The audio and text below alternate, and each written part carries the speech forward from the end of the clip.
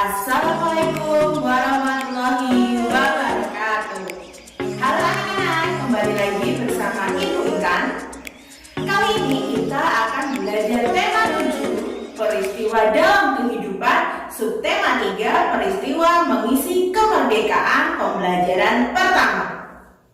Nah, tujuan pembelajaran kita hari ini ada pertama, memahami bagian-bagian dan jenis-jenis surat undangan. Yang kedua, memahami dan mengamati perubahan wujud benda yang dipengaruhi oleh kalau. Dan yang ketiga, mengidentifikasi dan menyebutkan kegiatan-kegiatan mengisi kemerdekaan. Sudah siap anak-anak? Let's go!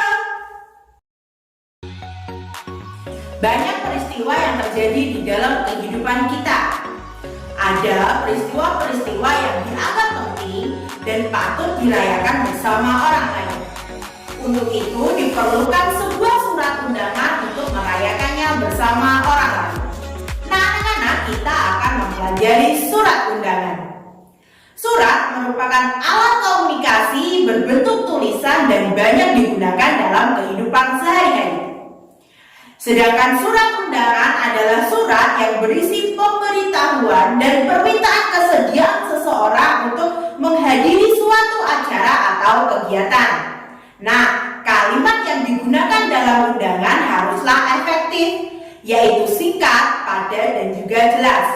Tujuannya agar orang yang membacanya dapat segera mengerti isinya. Surat undangan dibedakan menjadi 3 macam, yaitu sebagai berikut. Pertama, ada undangan resmi. Undangan yang mengatasnamakan sebuah instansi atau organisasi dan kedinasan biasanya digunakan untuk kepentingan kedinasan. Yang kedua, ada undangan setengah resmi.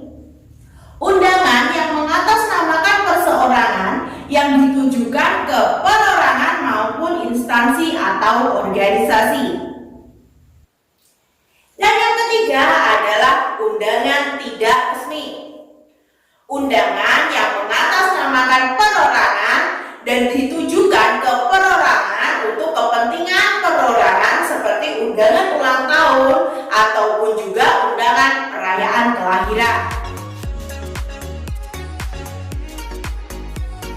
Memasuki materi yang kedua, yaitu memahami dan mengamati perubahan wujud benda yang dipengaruhi oleh kalau. Di sini Ibu Intan akan membacakan sebuah teks. Tugas kalian mendengarkan dengan baik-baik, lalu kalian menjawab pertanyaan yang akan Ibu berikan di akhir pembacaan teks. Di sini ada teks berjudul Kapur Barus si Penghilang Bau. Kapur barus yang berfungsi untuk menghilangkan bau tak sedap ini akan berubah ukuran setelah ditaruh di kamar mandi. Kenapa kapur barus bisa mengecil ya? Perubahan kapur barus yang berbentuk padat dan kemudian mengecil disebut dengan penyubliman. Penyubliman adalah peristiwa perubahan zat padat menjadi gas. Kapur barus adalah salah satu benda yang mengandung zat kimia aktif dan mengalami penyubliman ini. Zat dapat mengalami perubahan yang disebabkan karena berbagai hal. Salah satunya adalah faktor lingkungan. Saat diletakkan dalam lemari atau kamar mandi, suhu di sekitar kapur barus akan terperangkap dan memanas. Suhu panas ruangan dan suhu kapur barus yang berbeda inilah yang akhirnya membuat kapur barus menyusut dan lama-kelamaan menjadi sangat kecil. Nah, tugas kalian silakan mengerjakan soal sebagai berikut.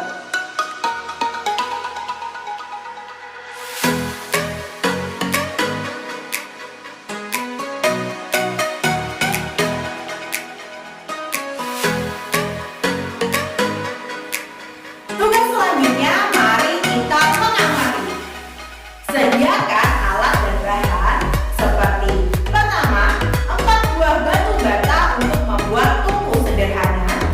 Yang kedua, 1 buah lilin. Ketiga, 1 buah kaleng bekas susu.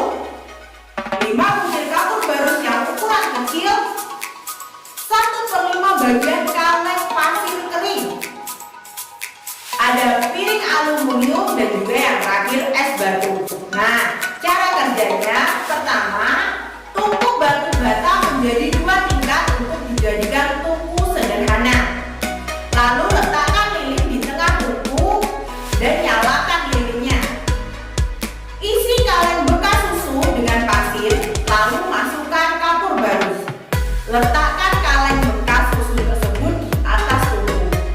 Letakkan juga piring aluminium di atas kaleng susu, lalu letakkan beberapa butir es batu. Diamkan selama 10 menit. Nah, tugas kalian adalah mengamati setiap perubahan yang terjadi pada kamar baru setelah sekitar 10 menit. Angkatlah piring aluminium dari atas kaleng, lalu perhatikanlah apa yang terjadi pada dasar piring. Nah, buatlah kesimpulan dari hasil pengamatan yang telah kamu lakukan.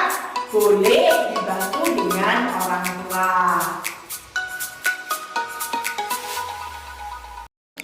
Memasuki materi yang ketiga, kita akan mempelajari tentang mengidentifikasi dan menyebutkan kegiatan-kegiatan mengisi kemerdekaan.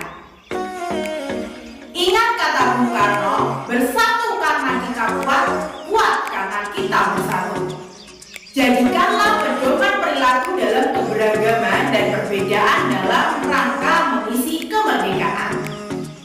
Kemerdekaan Negara Kesatuan Republik Indonesia didapatkan dengan cara yang tidak mudah dan juga tidak murah. Bertahun-tahun para pemimpin bangsa ini berupaya dengan berbagai macam cara untuk melepaskan diri dari penjajahan bangsa lain. Ribuan nyawa manusia telah melayang dalam upaya ini. Kini Indonesia telah merdeka dan berdaulat.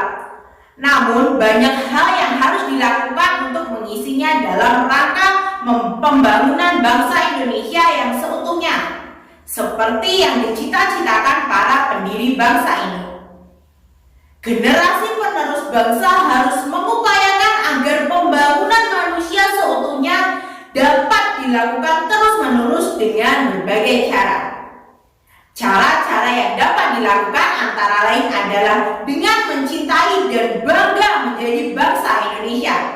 Hal ini dapat dimulai dengan memahami dan mengamalkan nilai-nilai Pancasila sebagai dasar negara dan mengenal budaya sendiri. Nah, anak-anak, tugas kalian silakan menuliskan kegiatan-kegiatan positif dalam mengisi kemerdekaan yang dapat kamu lakukan di lingkungan sekitarmu dengan bahasa yang baku dan juga efektif. Nah, anak-anak, kita sudah berada di akhir pembelajaran. Hari ini kita sudah mempelajari tentang pertama, memahami bagian-bagian dan jenis-jenis surat undangan. Tadi ada apa saja? Ya, undangan resmi, undangan setengah resmi, dan juga undangan tidak resmi. Lalu yang kedua, memahami dan mengamati perubahan wujud benda yang dipengaruhi oleh kolor. Kita tadi sudah membacakan teks berjudul Kampung Baru Penghilang Bau. Nah, yang ketiga, kita sudah mempelajari tentang mengidentifikasi dan menyebutkan kegiatan-kegiatan mengisi kemerdekaan. Bu Intan juga sudah memberikan kalian tugas. Jadi jangan lupa untuk mengerjakan tugas yang Bu Intan berikan. Nah, bagaimana perasaan kalian hari ini, anak-anak? Menyenangkan bukan? Jangan lupa untuk tetap mematuhi protokol kesehatan dengan cara memakai masker setiap bepergian, mencuci tangan dengan sabun, dan juga jaga jarak pada saat di kerumunan. Tetap semangat belajar dan juga jaga kesehatan. Wassalamualaikum warahmatullahi wabarakatuh.